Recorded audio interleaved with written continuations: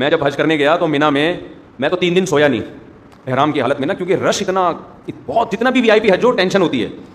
پھر مینا میں میرا بستر لگ گیا ایک صاحب کے ساتھ, وہ بغل مجھے دکھا رہے ہیں اپنی کہ دیکھ لے بھائی, یوں کر کے سو رہے ہیں ان کی بغلیں ماشاء اللہ. میں نے کہا یار اس کو اب کیا کرے آدمی, ان کو کیا کرے یار, یہ مجھے کیوں دکھا رہے ہو بھائی. نیند ہی نہیں آ رہی ہمیں اس ٹینشن سے کہ کسی کے پسینے کی اسمیل آ رہی ہے, کسی کی بغلیں کا مطالعہ کرنے کا موقع مل رہا ہے, اس کا کیا ہے. انسان کو گھن آتی ہے نا چیزوں سے, لیکن آپ کو چیخنے چلانے کی اجازت نہیں ہے کہ کیا کر رہا ہے, مجھے تمیز نہیں ہے حج کرنے کی. میں یہ بھی کہہ سکتا تھا نا ٹٹا وڈو, یہ کیا مجھے بغل دکھا رہے ہیں, بازو نیچے کر. نہ اللہ کہتے ہیں یہ نہیں چلے گا وہاں پہ. اللہ کیوں نہیں چلے گا, اللہ کہیں گے کیوں کیا تو کس کی فہرست میں, شیطان نے کیوں کیا تھا. نہیں جھگڑا وگڑا نہیں ہے, جو جیسا ہے برداشت. ٹریول ایجنسی آپ کے ساتھ ظلم زیادتی کر رہی ہے, چپ آ کے پھر کلاس لو ان کی. یہاں پہ ٹریول ایجنسیاں بڑی ہوشیار ہوتی ہیں, ان کو پتہ ہے آنے کے بعد کون پوچھتا ہے.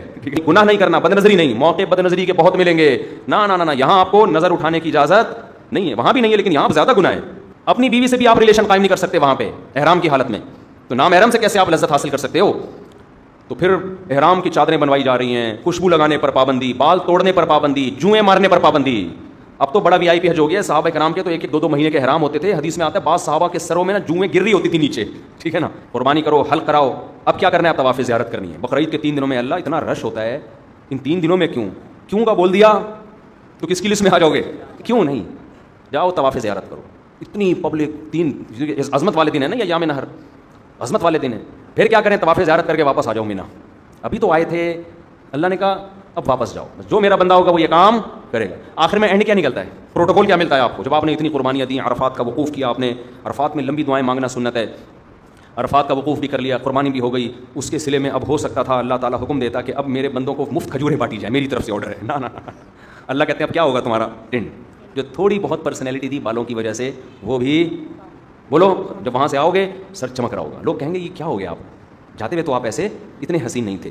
میں نے جب پہلی بار حج کیا, میرے اتنے بڑے بال تھے, میں نے ان بالوں کی قربانی دے کے ٹنڈ کرا لی. آپ کو پتہ ہے اتنے بڑے بال ہونے میں بڑا ٹائم لگتا ہے. ہم نے ٹنڈ کرائی, ہم نے کہا یار یہ سنت ایک دفعہ ہم زندہ کریں گے, حلق کی سنت. ٹنڈ کرا لی ہم نے, عمرے میں بھی ٹنڈ کرائی, حج میں بھی ٹنڈ کرائی. دوبارہ میں عمرے پر گیا, میں نے ٹنڈ نہیں کرائی, میں نے قصر کرا لیا. میں نے کہا چلو حلق کی سنت زندہ کر دی ایک دفعہ, اب ہم قصر کرا لیتے ہیں تاکہ گھر میں تھوڑی سی عزت ہو ہماری. اسی کی وجہ سے تھوڑی سی عزت گھر میں شادی شدہ آدمی کی کیا عزت ہوتی ہے آپ کو پتہ ہے. تھوڑی سی بالوں کی وجہ سے عزت رہ گئی ہے, وہ بھی ٹنڈ کرا لی تو ختم ہو جائے گی. دہشت گردی کا جڑ سے خاتمہ ہو جائے گا. تو تھوڑی سی تو دہشت رہے نا, جڑ سے تھوڑی خاتمہ کرنا ہے دہشت گردی. خیر بہرحال ثواب حلق میں ہی زیادہ ہے, ٹنڈ کرانے میں ہی زیادہ ہے. لیکن میں نے کہا میں عمرہ کرتا ہوں تو حلق کراؤں گا, تو قصر کراؤں گا. قصر کرا لیا. جہاز میں لوگ تانے دے رہے تھے مجھے, یار آپ مولانا ہو, آپ نے عمرہ کیا, ٹنڈ یہ کیسا عمرہ, یہ کیسا عمرہ ہے. تو یہ پھر شرعی حدود سے کیا ہے, زیادتی ہے. جب اللہ نے اجازت دی ہے تو آپ کو ملامت کرنے کا حق.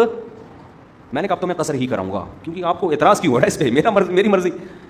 تو اللہ سے آگے نکلنے کی کوشش نہ کریں. بعض دفعہ بعض لوگ, میں جب جدہ میں تھا تو وہاں میں نے دیکھا بہت سے لوگ یہاں 5-5-6 سال سے جاب کر رہے ہیں, عمرہ نہیں کر رہے. وہ میں نے کہا کیوں نہیں کرتے عمرہ یار, تمہارے تو حرم اتنا قریب ہے. کہہ رہے ہیں یار ٹنڈ کرانے پڑے گی, ہم نہیں کرا سکتے. میں نے کہا قصر کرا لو یار. بعض لوگ ٹنڈ نہیں کرا سکتے, ان کو ہو گیا نا یار نہیں ہم نہیں, وہ کہہ رہے ہیں ہم ٹنڈ میں بہت عجیب سے لگ رہے ہوتے ہیں.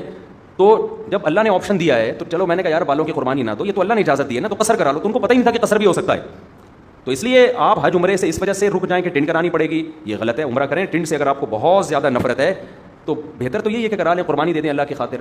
لیکن اللہ نے آپشن دیا ہے کس کا, قصر کا بھی آپشن. ایک اورے کے برابر بال چاروں طرف سے کاٹ لیں تو بھی ٹھیک ہے. سمجھتے ہو تو آئندہ اگر میں گیا تو میرا ارادہ ہے قصر کرانے کا, کہ قصر کرا لوں گا. تو ایسا نہ ہو میں عمرے سے یا حج سے آؤں, آپ بولیں یار یہ تو ویسے جیسے کہتے ویسے, تو آپ کو اعتراض کا حق نہیں ہے. میرے بال, میری ٹنڈ, میری مرضی, میری جیب کے ریال پیسے, میں ٹنڈ کراؤں یا میں قصر کراؤں. ہو سکتا ہے ٹنڈ کرا لوں میں کہ یار قربانی دے دو, دہشت گردی کا جڑ سے خاتمہ کر دو, ایسی کی تیسی. بعد میں دیکھیں گے ہوتا کیا ہے, ہو سکتا ہے یہ بھی ہو جائے, ہو سکتا ہے قصر کر لیں. تو اپنے کسی کے ذاتی معاملات میں دخل انداز. کیونکہ میں پہلے جب عمرہ کیا نا, لوگ مجھے ہر آدمی یہ کیسا عمرہ ہے یار, آپ کے تو سر پہ اسی طرح بال لٹک رہے ہیں, یہ کیسا عمرہ ہے یار, یہ کیسا عمرہ ہے یار. تو اعتراض کرنے کی میرے بھائی اجازت نہیں ہے, یہ پھر بدعت ہو جائے گا. سمجھتے ہو, جس چیز کی اللہ نے اجازت دی ہے